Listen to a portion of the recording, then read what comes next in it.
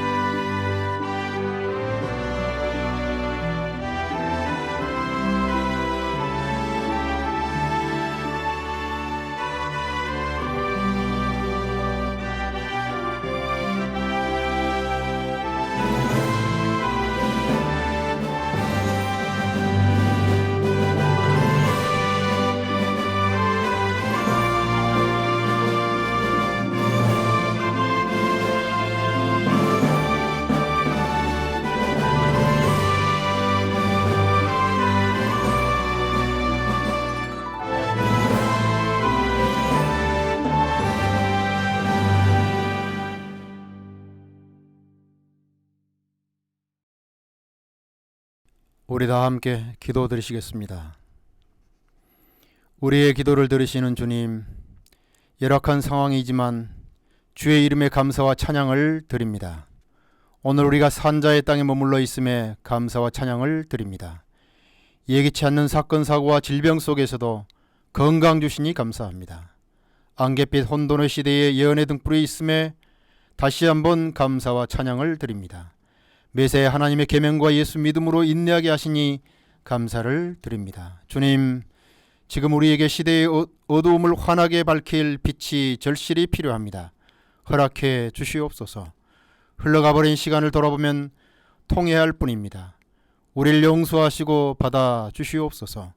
고통의 세월을 참고 견딜 수 있는 믿음과 사랑을 허락해 주시옵소서. 간헐적인 헌신이 아닌 지속적인 헌신을 경험하게 하옵소서. 우리 호남 앞에 산하에 있는 113개의 교회들이 많이 연약합니다. 시대를 선도하기에 너무 부족합니다. 꺼져가는 등불 같고 선한 갈대처럼 보입니다. 어찌해야 합니까, 주님? 우리에게 회개의 영, 기도의 영, 선교의 영 되시는 성령을 허락해 주시옵소서. 주님, 나의 주변에, 우리의 주변에 여전히 사랑 넘치는 재림교인들이 있음에 감사를 드립니다. 오늘도 예수님께서 끝까지 고수한 믿음, 소망, 사랑이 우리의 가치와 기치가 되게 해 주시옵소서. 무엇보다도 함께 기도하는 나도 성숙한 성도가 되게 해 주시옵소서. 세우신 강사님들을 축복하사 간건케 하시고 담대함을 허락해 주셔서 감사합니다. 제약과 제한이 많은 여건에서도 기민하게 대처한 당신의 종들을 기억하여 주시옵소서. 호남 화폐를 기억하사 경영하는 모든 일에 축복으로 인을 쳐 주시옵소서. 주의 오심을 믿고 고대하며 예비하고 재촉하는 모든 형제자매들의 간절한 소원 위에 함께 하시옵소서. 속히 다시 오시겠다고 약속하신 보고 싶고 그리운 우리 구주 예수 그리스도 이름으로 간절히 기도드리옵나이다. 아멘.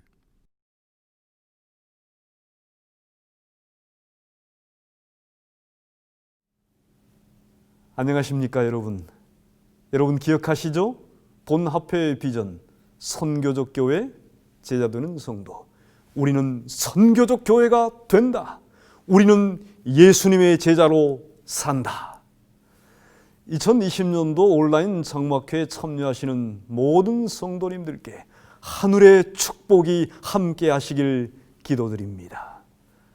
올해는 특별한 상황, 즉 코로나19 팬데믹으로 인하여 온라인으로 장막회를 개회하게 되었습니다. 현장에서 느끼는 감동과는 다르겠지만 부디 시간을 내어서 참여하여 감동과 행복과 결심의 시간 되시길 간절히 바랍니다. 아울러 이번 장막회 강사 초청에 응해 주시고 감동적인 말씀을 준비해 주신 삼육대학교 이국헌 교수님과 김제교회 박석봉 목사님께 감사를 드립니다. 여러분, 전 세계가 코로나 바이러스를 두려워하고 있습니다. 팬데믹 상황이 이제는 엔데믹 상황으로 갈 수 있다고 많은 전문가들이 예고하고 있습니다.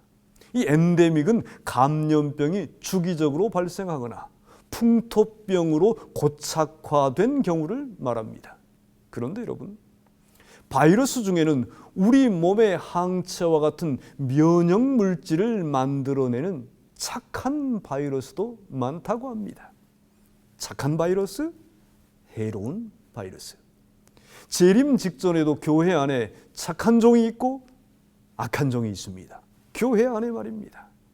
어리석은 처녀가 있고 지혜로운 처녀가 있습니다. 양의 무리가 있고 염소의 무리가 있습니다. 어디예요? 교회 안에 말입니다. 교회 안에 두 무리가 존재할 것을 마태복음 24장과 25장에서 예수께서 친히 선포하시고 계십니다. 우리는 어떤 무리에 속해야 되겠습니까? 여러분들은 어떤 무리에 속하시길 원하십니까? 부디 때를 따라 양식을 나누어주는 충성된 종들이 되시고 여러분이 가지신 달란트를 사용하여 작은 일에 충성하는 착한 종들이 되시고 여분의 기름을 준비하는 지혜로운 처녀들이 되시고 염소가 아니라 양의 무리에 속하는 행동을 하시어서 창세로부터 예비된 나라를 상속받으시는 호남의 명품 재림 성도들이 다 되시기를 주님의 이름으로 축복하며 환영합니다. 감사합니다.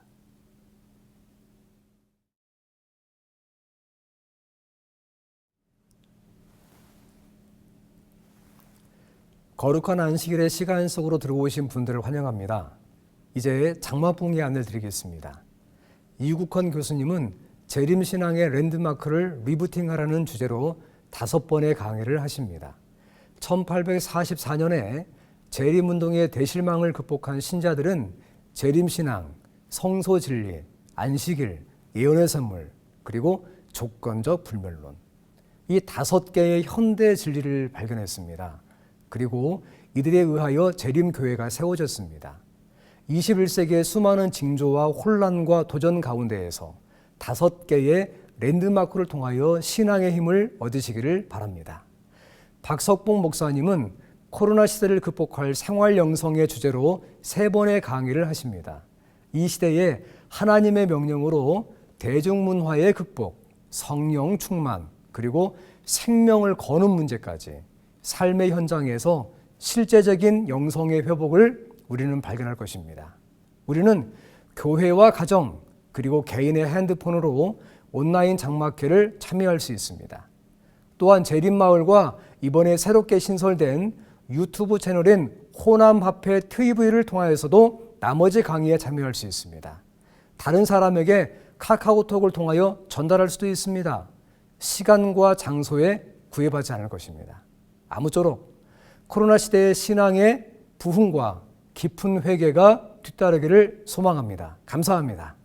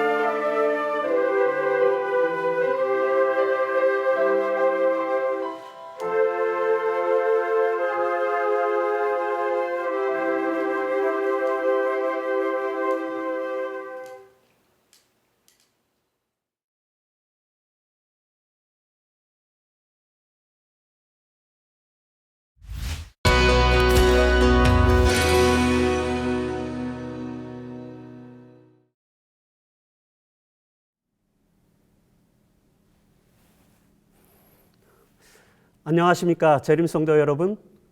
코로나19로 인해 많은 사회적 변화가 일어나고 있습니다. 이로 인해 저희 장막 집회마저 랜선, 즉 온라인으로 진행해야만 하는 상황에 이르렀습니다. 이런 시대적 변화에 고민하면서 우리는 어떻게 재림신앙을 이 시대를 위한 희망의 기별로 승화시켜야 할 것인지를 고민하지 않을 수 없게 되었습니다. 이런 인식의 기초에서 이번 집회의 제목을 리부팅 애드벤티즘, 재림신앙의 랜드마크를 리부팅하라로 정했습니다. 총 5번의 강의를 통해서 재림신앙의 랜드마크 5개인 재림신앙, 그리고 성소진리, 안식일 사상, 예언의 선물, 조건적 불멸론을 다시 신학적으로 그리고 신앙적으로 점검하는 시간을 갖도록 하겠습니다.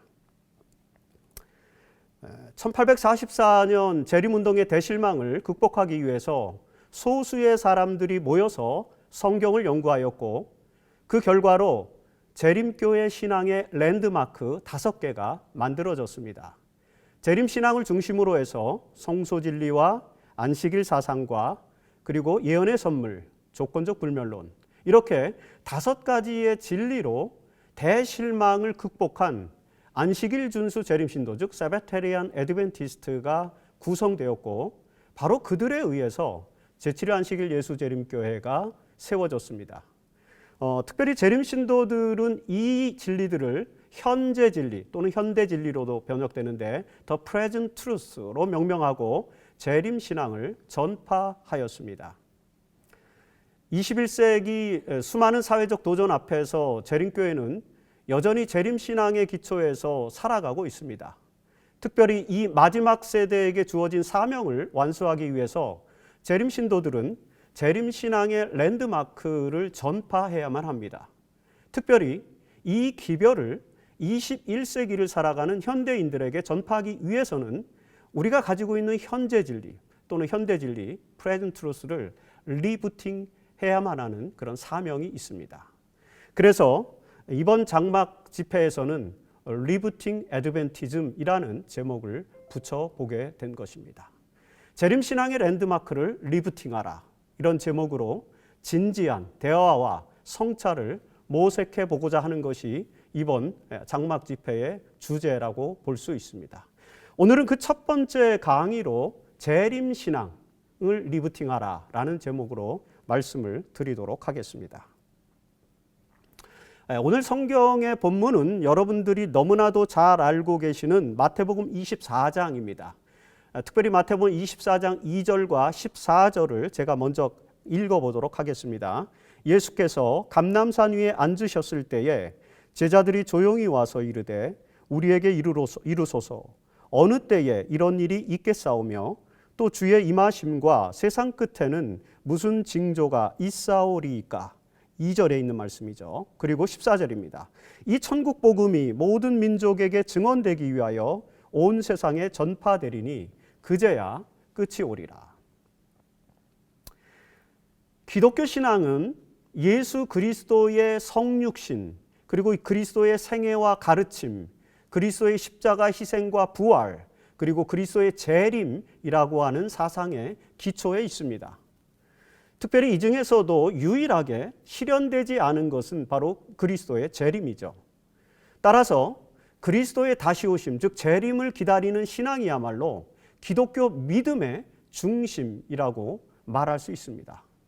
히브리서에서 믿음은 바라는 것들의 실상, 그리고 보지 못하는 것들의 증거라고 정의되어 있습니다. 예수의 재림은 그리스도인의 궁극적인 바람입니다. 이 바람이 실상이 되고 아직 보지 못한 보지 못하는 것을 증거하는 것, 그것이 바로 믿음이라는 말을 히브리서의 저자는 우리에게 말씀해 주고 있는 것이죠. 따라서 재림신앙은 기독교의 믿음의 요체가 된다라고 볼 수 있습니다. 기독교 믿음의 요체로서 재림은 기독교의 궁극적인 목적이며 그 신앙, 즉 재림신앙은 그리스도인들의 희망의 원천입니다. 그러나 21세기를 살아가고 있는 현재 우리 그리스도인들에게 재림신앙이 과연 희망의 신학이 되고 있을까요? 신앙 고백의 차원에서는 당연히 긍정적으로 우리가 답변할 수 있습니다. 하지만 신앙의 경험의 차원에서는 그렇지 않습니다. 고백적으로는 얼마든지 우리가 예수의 재림이 기독교의 궁극적 목적이자 희망이라고 말할 수 있지만 우리 신앙의 경험 차원에서 과연 재림의 기별이 희망의 기별일까라고 하는 생각을 가질 수밖에 없는 것입니다. 예수의 재림은 기독교 역사에서 오랜 기간 동안 기대의 대상이었죠. 이 위대한 사건은 약속의 지평 위에서 우리의 기대와 희망의 원천이 되었습니다.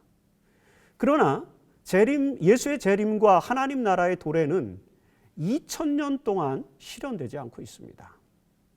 1세기의 바울의 시대로부터 19세기의 윌리엄 밀러의 시대는 물론이고 21세기 오늘 저와 여러분의 시대에도 그 약속은 여전히 성취되지 않은 미래형이죠. 기독교의 희망인 재림의 지연은 그리스도인들에게 신앙적 딜레마이기도 합니다. 이 딜레마 어떻게 해결할 것인가? 특별히 19세기 밀러의 재림운동으로부터 재림신앙을 신앙의 중심에 놓고 살아가고 있는 재림교인들, 우리들이죠. 이 재림교인들은 재림의 지연의 문제를 어떻게 받아들일 수 있을 것입니까? 기독교의 재림신앙이 절망이 아닌 희망이 되려면 이 재림의 지연의 문제를 우리는 해결해야만 합니다. 아울러 예수께서 제자들에게 가르쳐 주신 재림신앙의 본질을 새롭게 이해해야만 한다고 볼 수 있습니다. 이런 인식적 필요에 부응하기 위해서 오늘 재림신앙을 리부팅 해보자라고 제안을 드리는 것입니다. 재림신앙의 역사에 대해서 간단하게 좀 설명을 드리겠습니다. 예수의 재림에 대한 약속이 신약에 300번 이상 등장한다는 사실은 이미 여러분들이 잘 알고 있습니다. 특별히 바울의 편지서에서도 재림에 대한 약속은 매우 풍성하게 등장합니다. 바울의 가르침으로 인해서 초기 교회의 그리스도인들은 예수의 다시 오심에 대한 기대와 희망으로 믿음의 삶을 살고 있었습니다.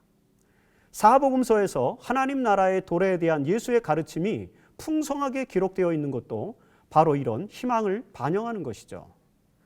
그리고 신약의 맨 마지막 책인 그리고 맨 마지막 기별인 요한계시록에서도 재림에 대한 신앙 고백이 등장합니다. 그러나 이런 기대와 희망에도 불구하고 제자들은 예수의 재림을 경험하지 못했습니다. 그들은 자신이 죽기 전에 예수께서 다시 오실 것이라고 확신하였지만 그 확신이 입증되지는 않았습니다. 특별히 다시 오시겠다는 약속을 기다린 지 70년의 시간이 흘러 한 세기, 1세기가 저물어가고 있었지만 재림의 약속은 성취되지 않았습니다. 요한의 시대입니다. 그렇게 1세기가 가고 또 다른 100년이 지나가고 그랬지만 재림의 약속은 여전히 또 지연됐습니다. 그리스도인들이 예수의 재림에 대한 신앙을 포기한 적은 한 번도 없었습니다. 그렇지만 그럼에도 불구하고 그 재림의 사건은 500년, 1000년, 아니 2000년 동안 계속적으로 지연되고 있는 것이죠. 자, 그리스도인들은 이 재림의 지연의 문제를 어떻게 받아들였을까요? 대부분의 재림 신도들은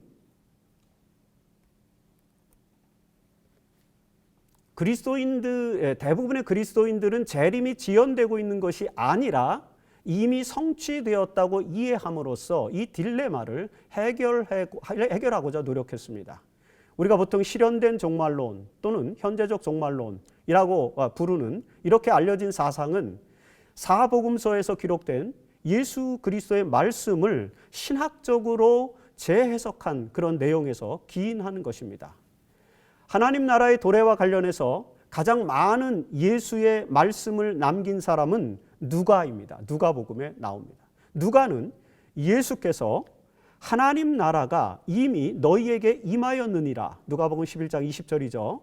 그리고 하나님의 나라는 볼 수 있게 임하는 것이 아니요 하나님의 나라는 너희 안에 있느니라. 누가복음 17장 21절의 말씀입니다. 그리고 또 여기 서 있는 사람들 중에서 즉 제자들 중에서 죽기 전에 하나님의 나라를 볼 자들도 있느니라. 누가복음 9장 27절. 이런 말씀들을 예수님께서 하셨다고 누가는 자세하게 기록하고 있습니다. 이런 말씀들의 기초에서 신학자들은 예수의 재림으로 실현될 하나님의 나라가 미래에 올 일이 아니라 이미 실현된 종말론, 혹은 지금 여기에서 현실화될 것이라는 현재적 종말론이라고 하는 사상을 발전시켰습니다. 특별히 이런 신학은 5세기의 성 아우구스티누스의 사상에서 집대성되죠. 그리고 중세 교회는 1000년 동안 이 아우구스티누스의 현재적 종말론에 기초해서 하나님 나라를 중세 교회의 역사 속에 세우고자 노력을 했습니다. 이런 상황들은 근대의 신학자들도 예외가 아니었습니다. 특별히 18세기와 19세기의 신학자들은 계몽주의의 영향을 받아서 이 땅에 도덕적으로 구현되는 하나님의 나라를 꿈꾸게 되었습니다. 이런 현재적 종말론 사상이 발전하면서 예수의 재림에 대한 신학이 변화되게 됩니다. 즉 하나님 나라가 먼저 도래하여 천년왕국이 전개되고 그 이후에 예수님께서 재림하신다는 사상으로 바뀐 것입니다. 이런 것을 우리는 천년 후 재림주의 또는 후천년주의라고 그렇게 말하는 것입니다. 후천년주의로도 알려진 이 사상이 발전하면서 재림신앙이 변화되게 됩니다. 이 후천년주의가 재림의 지연으로 인한 신학적 딜레마를 해결해 줄 수는 있었지만 그럼에도 불구하고 약속과 기대의 지평에서 예수의 재림에 대한 희망의 신학을 약화시키는 결과를 또 초래하였습니다. 여러분, 이런 신학적 혼란의 시기에 윌리엄 밀러라고 하는 사람이 재림운동을 일으켰습니다. 밀러의 재림운동과 예언 해석에 대해서 좀 살펴보도록 하죠. 윌리엄 밀러의 재림운동은 기독교 역사에서 매우 중요한 의미를 가지는 사건이었습니다. 19세기의 미국의 뉴 잉글랜드 지방, 즉 미국의 북동부 지역을 말하는데 그 미국 북동부 지역인 뉴 잉글랜드 지역에서 제2차 영적 대각성 운동이 일어났습니다. 19세기 초부터 1830년대까지 이 운동이 일어났습니다. 이 영적 대각성 운동으로 인해서 기독교 부흥 운동이 미국 북동부 전역을 휩쓸었습니다. 메인주라든지 그 다음에 뉴햄프셔주, 매사추세츠 그리고 뉴욕주까지 이 지역에 대각성 운동이 일어난 것이죠. 세속적인 삶을 살았던 많은 사람들이 회개하고 교회로 돌아옵니다. 특별히 이 시기에 침례교 집안에서 성장한 윌리엄 밀러도 청년 시절에 한때 방황하다가 다시 신앙으로 돌아오게 됩니다. 그리고 그는 군에서 전역한 이후에 1816년부터 본격적으로 성경을 연구하게 됩니다.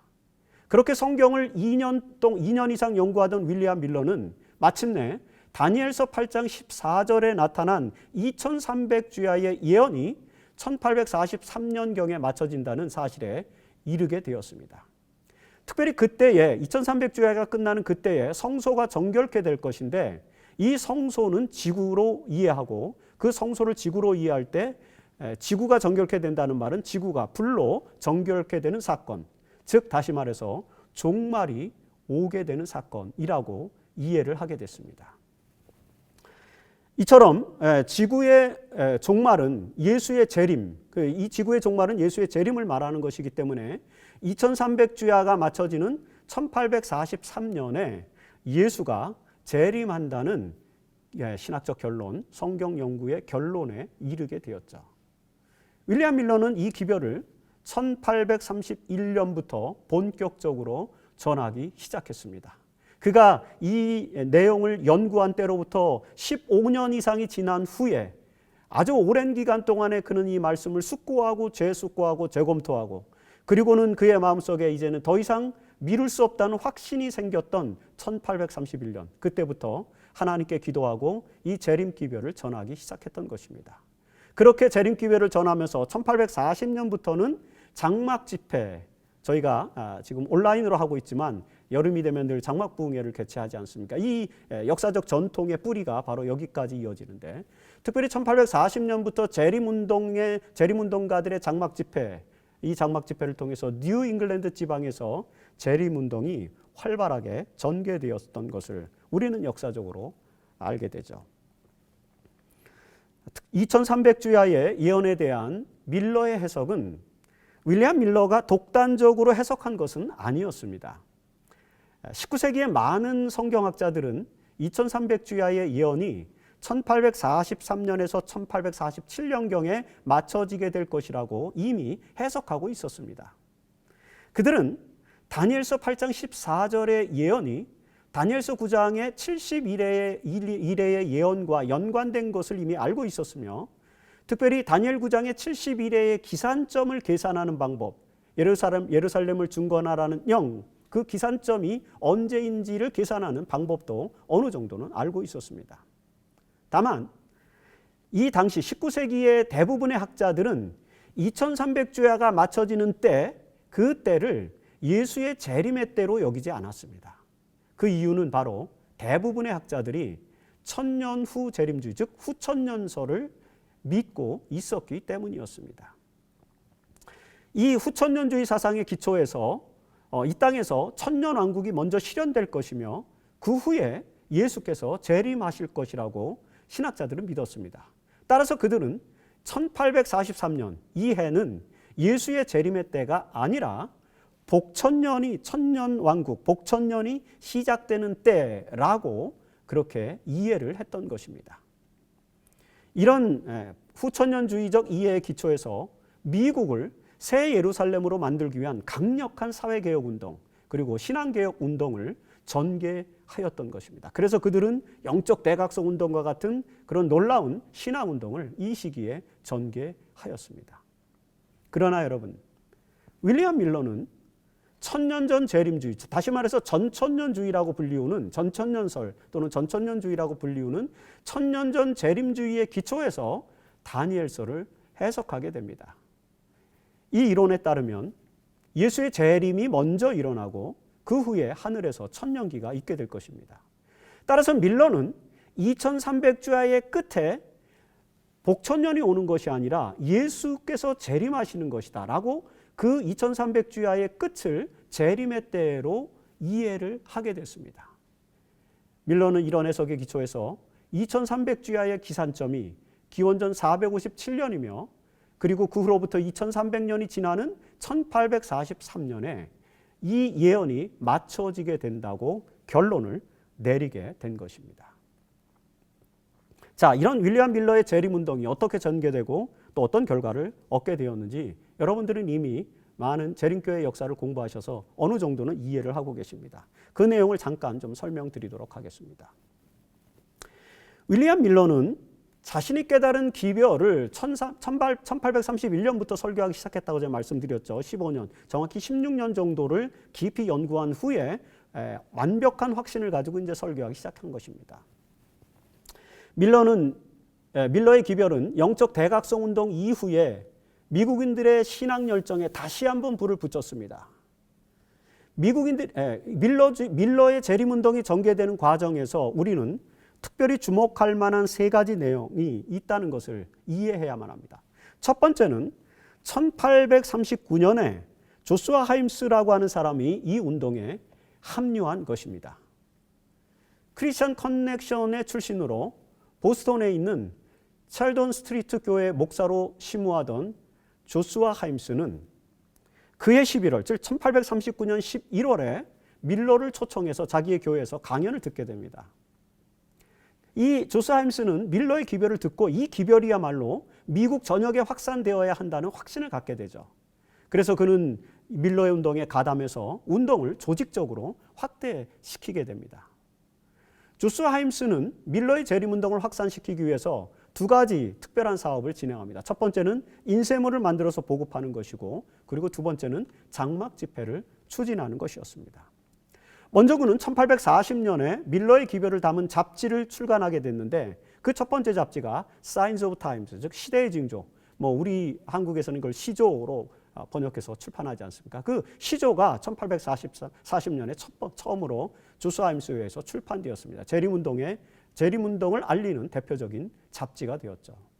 그리고 2년 후인 1842년에는 밤중 소리, Midnight Cry라고 하는 잡지를 또 출판을 했습니다. 마태복음 25장에 나오는 밤중 소리의 기별을 이제 밀러 운동가들이 활발하게 전파했기 때문에 그 내용을 잡지의 제목으로 삼은 것입니다. 특별히 이 밤중 소리의 잡지는 매일 1만 부씩 발행되었고 뉴욕주의 모든 목회자들에게 보급되었을 뿐만 아니라 신문파리 소년들에 의해서 판매되거나 또는 무료로 배포되기도 하였습니다. 이렇게 1842년부터 5개월 동안 60만 부 이상의 잡지가 보급됩니다. 그리고 여러분, 이 잡지 보급과 함께 1840년 10월부터 저 유명한 장막 집회, 캠프 미팅을 개최하게 된 것입니다. 약 4,000명 정도가 들어갈 수 있는 거대한 천막을 확보한 후에 조슈아 힘스는 보스턴에서부터 시작해서 이 장막 집회를 개최하였고, 그런 장막 집회는 1844년까지 무려 130번 이상 개최하게 됩니다. 그리고 그 130번 동안에 참석한 연인원만 해도 150만여 명에 이를 정도로 엄청난 규모의 영적 운동이 벌어지게 된 것입니다.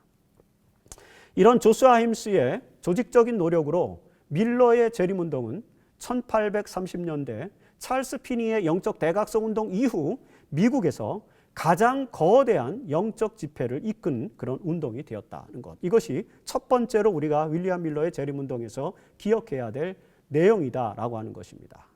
그리고 두 번째 기억해야 될 것, 그것은 1843년에 찰스 피치라고 하는 설교가에 의해서 둘째 천사의 기별로 알려진 바벨론에서 나오라는 기별이 전파되기 시작한 것입니다. 사실 밀러가 종말의 해로 예언한 1843년이 이르렀을 때에, 그때에 이제 밤중 소리의 보급과 그리고 장막 집회의 활성화로 기성교회들은 재림운동에 대한 반감을 가지기 시작했습니다. 왜냐하면 많은 자기 교회 교인들이 재림운동에 가담해서 장막 집회로 모여들고 교회에 출석하지 않는 것입니다.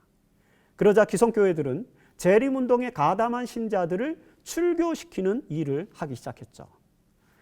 이 시기에는 엘렌 하몬과 그의 가족들도 이제 출교가 됩니다. 1843년 9월에 엘렌 하몬의 가족도 감리교회에서 출교되었습니다.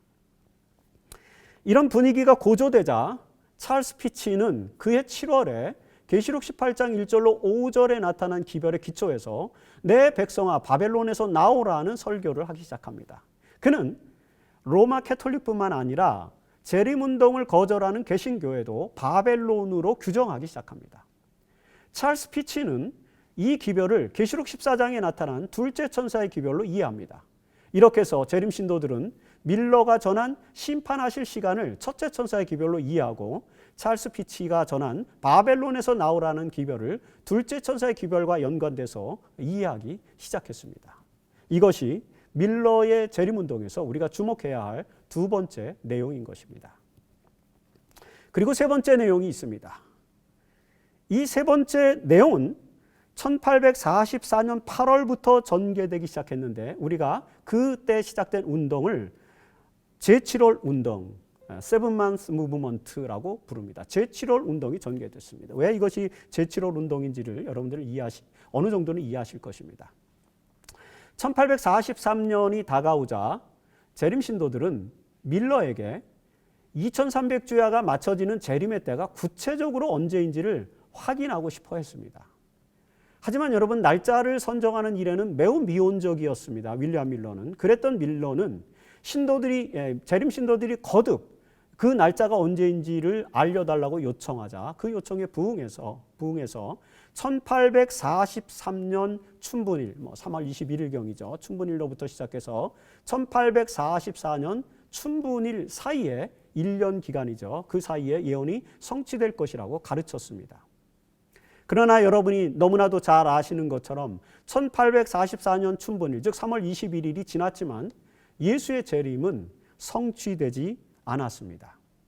이로 인해서 당시의 재림 신도들은 작은 실망을 경험하게 됩니다. 그러나 그해 1844년 8월에 뉴햄프셔주의 엑세터라고 하는 곳에서 장막 집회가 개최되었었는데 그 장막 집회에서 사실 주설교가는 조셉 베이츠였지만 사무엘 스노우라고 하는 사람이 이 제7월 운동에 대한 문제를 연구했다는 내용을 알게 된 조셉 베이츠가 사무엘 스노우를 초청을 하게 되죠. 그래서 사무엘 스노우가 예수님의 재림이 유대력으로 7월 10일인 속죄일, 대속죄일이라고 우리가 보통 부르는 그 속죄일에 성취될 것이라는 사실을 이제 발표를 하게 됩니다. 그 장막 집회에서.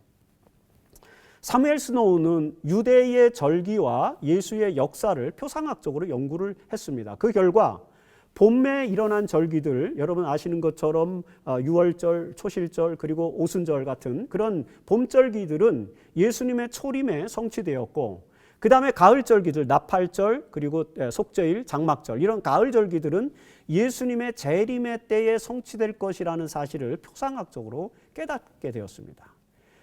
그리고 그 가을절기, 나팔절, 속죄일, 그 다음에 장막절, 초막절 절기 중에서 예수의 재림은 속죄일, 대속죄일과 일치하는 것이라고 이제 성경 연구를 통해서 판단을 하게 됩니다. 유대력으로 7월 10일, 그날이 대속죄일이죠. 이 유대력으로 7월 10일은 양력으로 환산하면 10월 22일에 해당됩니다. 따라서 예수는 2300주야가 맞춰지는 해인 1844년 10월 22일에 재림하실 것이라는 게 사무엘 스노우의 연구 결과였습니다. 당연히 조셉 베이츠와 그 엑세터 장막 집회에 참여했던 많은 재림 신도들은 이 기별을 받아들였습니다. 그들은 이 기별을 밤중 소리의 기별로 명명하고 제7월 운동을 전개하였습니다. 마태복음 25장의 그 혼인잔치의 비유에서 신랑이로다 맞으러 나오라는 이 밤중 소리, 그 기별을 재림운동에 가담했던 사람들 중에서 이제 이 기별을 받아들이는 사람들을 슬기로운 다섯 처녀로 비유하면서 밤중 소리의 기별로 명명하게 된 것입니다. 이 기별을 9월 달에는 조슈아 하임스가 또 수용을 했고요. 10월 달에 가서는 윌리엄 밀러도 결국에는 받아들이게 됩니다. 이렇게 해서 1844년 10월 22일 재림운동이 열정적으로 전개되었던 것입니다. 그러나 그날 예수는 재림하지 않았고, 그리고 재림 신도들은 대실망을 겪게 되었습니다. 재림운동이 실패하자 재림 신도들에 대한 비난이 쇄도하기 시작했습니다. 일반인들은 물론이고 미국 북동부의 각 언론사들도 이 사건을 주목하기 시작합니다. 이들은 모두 재림운동을 시한부 종말론에 기초한 광신주의 운동으로 폄하했습니다. 재림운동을 주도했던 많은 지도자들은 실망하고, 그리고 그들은 실망과 그리고 이제 조롱에 굉장히 깊은 그런 좌절을 경험하게 됩니다. 주변 사람들로부터 많은 조롱과 모욕을 경험하였습니다. 헨리 에몬스라든지 하이람 에드슨, 그리고 조셉 베이츠 같은 사람들은 그 당시 그들이 겪었던 조롱과 모욕의 고통을 기록으로 남기기도 했습니다. 여러분, 이 대실망으로 인해서 엘렌 하몬도 교회를 떠나고자 했던 사실을 기억할 필요가 있습니다. 그의 가족들이 다 재림신앙을 포기하려고 했었습니다. 이런 사회적이고 종교적인 편견은 쉽게 사라지지 않았습니다.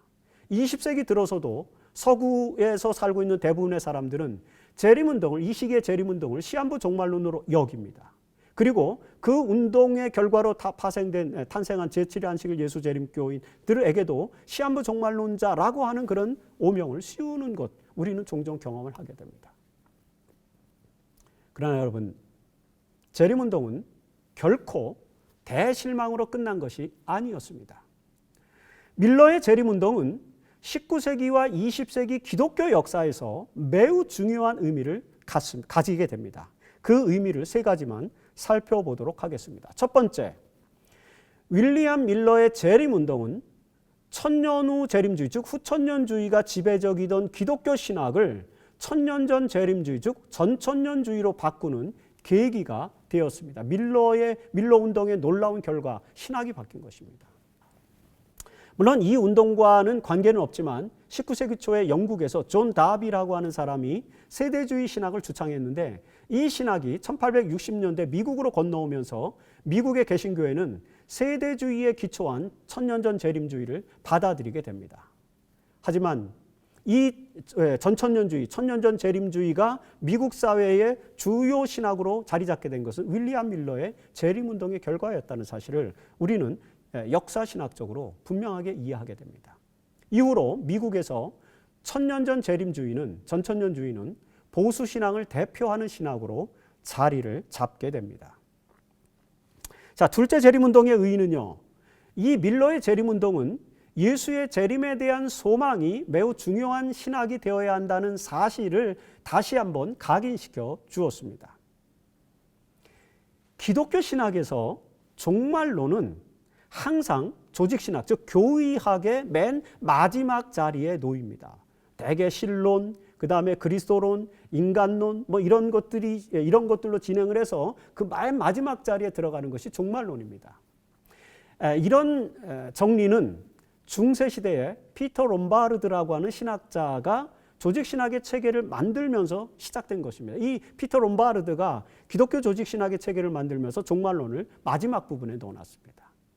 이때로부터 종말론은 언제나 기독교 신학의 끝자리에 놓여지게 됩니다. 18세기 계몽주의 시대가 도래하면서 이런 현상은 더더욱 가속화되게 됩니다. 그러나 여러분, 기독교의 희망이 예수의 재림과 하나님 나라의 도래라는 종말론에 있다는 사실이 주목되기 시작한 것입니다. 밀러의 재림운동으로 인해서.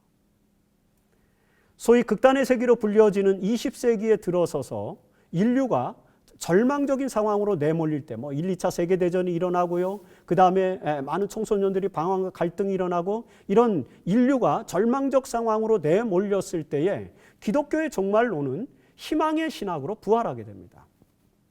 그 1960년대 희망의 신학자들은 종말론을 기독교 신학의 중심으로 재위치시킵니다. 그들에 의하면 기독교는 총체적으로 종말론, 즉 하나님 나라의 소망에 기초하고 있다는 사실, 그것을 부각시켜 준 것입니다.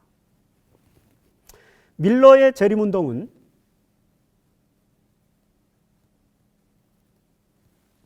기독교 종말론, 이 기독교 종말론을 신학의 중심이 되도록 하는 그런 역사적 계기가 되었다는 점에서 두 번째 그 운동에 역사적 의의가 있다라고 이렇게 정리를 해볼 수 있습니다. 그리고 세 번째 의의입니다. 밀러의 재림운동은 재림교회가 태동하게 되는 계기가 되었다는 것이 세 번째 의의라고 볼 수 있겠죠. 실망한 많은 재림 신도들이 교회를 떠났습니다. 그리고 주류의 재림 신도들은 1845년 초에 조슈아 하임스의 지도 아래 알바니 총회로 모였고 그들은 복음주의 재림교회라고 하는 교회를 만들었습니다. 하지만 그들은 대실망의 원인을 극복하지 못하고 더 이상 영향력을 갖지 못한 채 계속 축소되게 됩니다. 하지만 여러분, 그들 중에 아주 적은 무리가 또 있었습니다. 성경을 깊이 연구한 이 적은 그룹은 안식일 준수 재림신도라고 하는 그룹을 형성하게 됩니다. 그들은 나중에 제7일 안식일 예수재림교회라고 하는 교회를 설립하게 되죠. 여러분, 이들에 의해서 밀러의 재림신앙이 계승되게 됩니다. 이 사베테리안 애드벤티스트, 안식일 준수 재림신도들은 재림신앙을 희망의 신학으로 만들기 위해서 많은 노력을 기울이게 됩니다. 그 결과로 오늘날 재림교회는 세계적인 교회가 되었습니다. 그래서 여러분, 밀러의 재림운동의 가장 큰 의의이자 세 번째 의의는 아마도 이 재림교회가 역사적으로 출현해서 오늘 마지막 남은 무리로서 하나님의 기별을 이끌어가고 있다는 점, 바로 그것이 세 번째 의의가 아닐까 이렇게 생각을 해봅니다.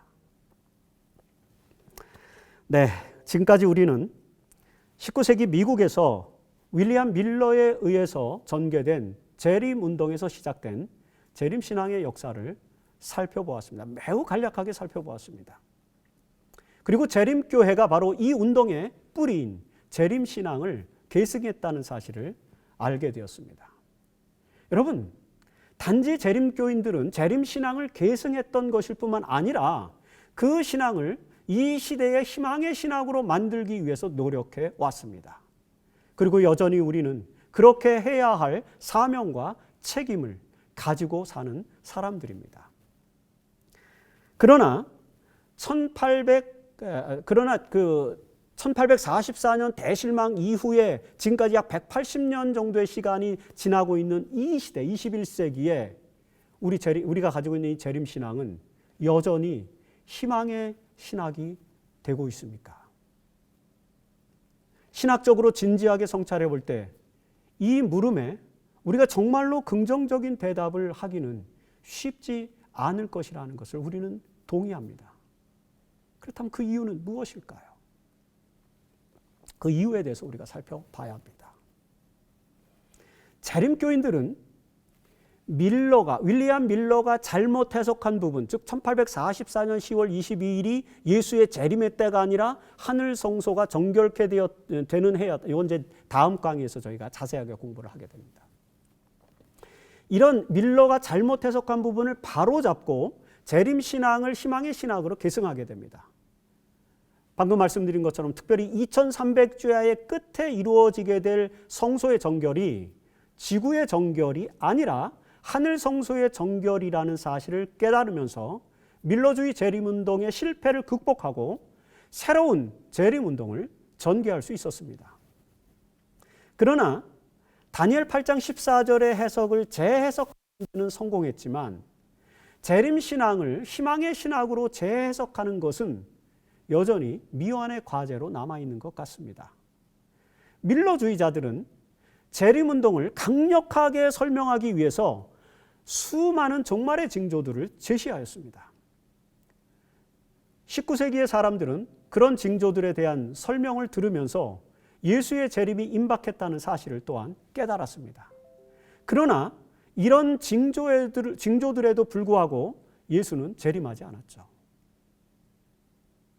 그렇다면 밀러주의자들이 제시했던 재림의 징조와 관련한 재해석 어느 정도는 필요하지 않겠습니까? 그럼에도 불구하고 재림교인들은 재림의 징조와 관련된 내용들을 적극적으로 재해석하지는 않습니다. 그 결과 여전히 재림의 징조와 시한부 종말론적 신앙이 사라지지 않고 있습니다.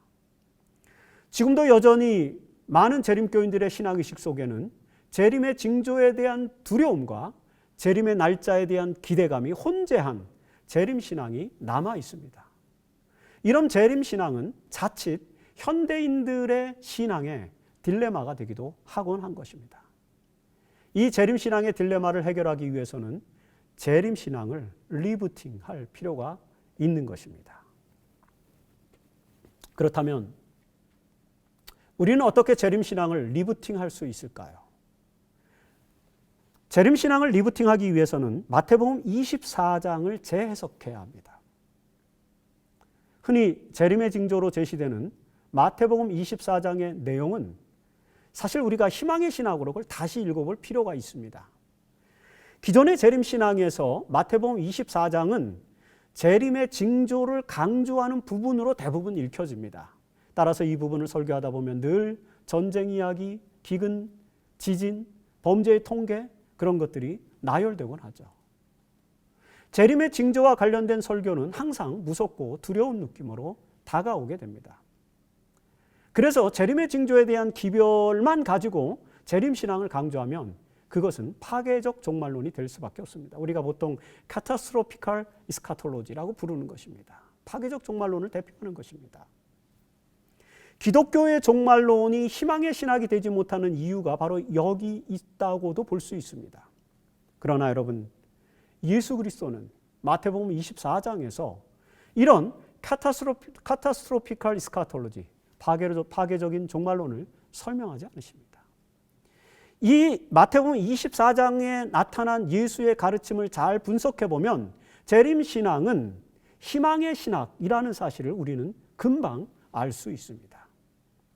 이런 기본적인 인식의 전제 아래서 마태복음 24장을 다시 읽어보십시오. 리부팅해 보십시오. 마지막 때에 일어날 일들에 대한 제자들의 질문에 예수님께서 이렇게 답변하십니다. 여기저기에서 전쟁의 소문을 들을 것이다. 6절입니다. 그러나 아직 끝은 아니다. 6절입니다. 여기저기에서 기근과 지진이 있을 것이다. 그러나 이 모든 일은 고난의 시작일 뿐이다. 7절이죠. 불법이 성하여 많은 사람의 사랑이 식을 것이다. 그러나 끝까지 견디는 사람은 구원을 얻을 것이다. 13절에 있는 말씀입니다. 그리고는 예수님께서 14절에 희망의 신학을 이렇게 말씀하십니다. 하늘나라의 복음이 온 세상에 전파될 것인데 그때야 끝이 올 것이다.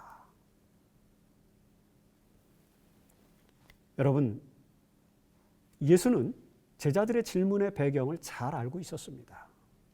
종말의 때와 관련해서 제자들은 유대인들의 종교적 이해를 공유하고 있었습니다. 그 유대인들은 종말의 때가 되면 전쟁, 기근, 자연재해 등이 심해질 것이라고 여기고 있었습니다. 그런 것들이 여호와의 날의 징조라고 종교 지도자들은 가르쳤습니다. 이런 파괴적 종말론은 후기 유대 묵시문학의 특징입니다. 신구약 중간 시기 동안에 풍성하게 만들어졌던 많은 외경서들의 특징이 바로 이런 파괴적 종말론을 가지고 있습니다. 제자들도 아마 그런 의식을 가지고 있었겠죠. 하지만 예수님은 이런 이해를 바로잡아 주십니다. 예수의 말씀은 그런 것들이 고난과 두려움의 시작인 것은 틀림없지만 그런 것만으로 종말이 오지 않는다라고 가르치는 것입니다. 그리고 예수님께서는 이런 놀라운 말씀을 주시죠. 세상의 끝은 하늘나라의 복음과 관련된 것이다. 다시 말해서 종말은 복음이라는 것입니다. 하나님 나라에 대한 복음이 전파되어야만 끝이 올 것이다 라는 이런 예수의 가르침은 희망의 종말론을 대표합니다. 재림의 징조를 중심으로 한 파괴적 종말론은 유대교의 가르침이었습니다. 그래서 제자들은 그렇게 이해하고 있었습니다. 그것을 예수님께서는 바로잡아 주시는 것입니다. 예수의 종말론은 하나님 나라의 복음을 중심으로 한 희망의 종말론이기 때문입니다. 21세기를 살아가는 우리 재림교인들이 재림신앙을 리부팅 해야만 하는 이유가 바로 여기에 있다고 볼 수 있는 것입니다. 우리는 유대인들처럼 재림의 징조에 집중하는 파괴적 종말론에 경도되어 있는 경우가 참 많습니다. 하지만 그런 종말론에서부터 하나님 나라의 복음을 강조하는 희망의 종말론으로 우리의 신앙을 리부팅 해야만 합니다. 그렇게 하면 저와 여러분이 가지고 있는 이 재림신앙을 기독교 신학의 중심으로 돌려놓을 수 있는 것입니다. 하나님 나라의 복음은 온 세상에 이 하나님 나라의 복음을 온 세상에 널리 전파해야만 예수의 재림이 실현될 수 있을 것입니다. 21세기 재림 성도들에게 이런 막중한 사명이 주어졌다는 사실을 오늘 우리는 기억해야만 합니다. 그러면 그것을 통해서 기독교 종말론이 희망의 종말론, 파괴적 종말론이 아니라 희망의 종말론이 되도록 우리의 재림신앙을 리부팅 해야만 합니다. 그렇게 하면 이 21세기에도 재림신앙은 여전히 온 인류에게 희망의 신학이 될 수 있을 것이고, 아니 그 전에 먼저 우리 재림 성도들에게 진정한 희망의 신학이 될 수 있을 것이라는 사실을 우리는 기억해야만 하는 것입니다. 코로나19로 인해서 고통당하고 있는 이 현실 속에서 우리가 가지고 있는 재림신앙을 가지고 다시 한번 우리의 신학을 희망의 신학, 희망의 종말론으로 리부팅할 수 있는 그런 의지를 갖고 그런 신앙을 가지고 살아감으로 말미암아 우리에게 큰 축복과 희망이 되는 놀라운 역사를 경험하게 되기를 간절히 바라면서 오늘 강의를 마치도록 하겠습니다. 감사합니다.